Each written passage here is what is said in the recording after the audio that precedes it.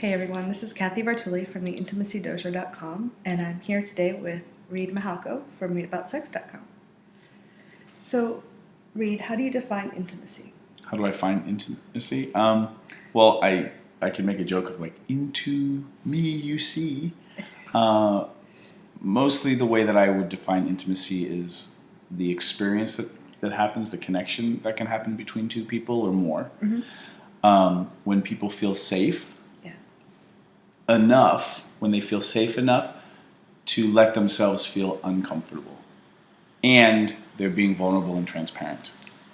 I think that kind of connection and the trust that gets built out of that kind of transparency and vulnerability, even if it's just, a quick, really powerful conversation that you have with somebody on a bus or something. You have those days where people just open up to a stranger. Like you create connection and intimacy, and it has nothing to do with duration. But that moment of being connected and the seeing each other that's happening and the vulnerability that's being role modeled, for me, that's what intimacy is. It's seeing the actual person and being yourself, not being the shell. For a long time growing up, I had been whether they meant to teach me that or not, I got the message that I had to be something, be a certain way to be acceptable. So I was always projecting this false shell of myself. Yeah. I didn't think it was acceptable to be myself. So there was no intimacy because I was never letting anyone connect with me. Yeah. So being vulnerable is really frightening, especially if you haven't done it before. Yeah, and when you're not being vulnerable and letting people see you, they actually can't witness you. And the other piece about intimacy, which is really useful, is this kind of feeling of people getting you or being there for you. So the act of witnessing, listening, seeing, and having somebody take in that they're being seen and they're being heard is another quality of intimacy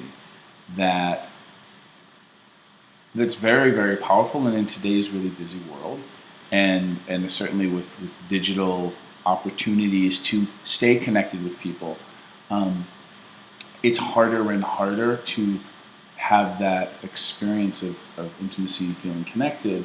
And so the importance of it is, I think, more important now than ever because people are experiencing it less and less on a regular basis. It's incredibly nourishing when you're truly with someone and you're letting yourself out of your shell, so to speak. It's revitalizing. Yeah. And it's, again, like, harking back to Cuddle Party. So cuddleparty.com is a workshop that I helped found back in 2004. The thing I like to say is part of what Cuddle Party is a workshop where you learn how to create safe space for yourself so that then you can invite other people into that safe space.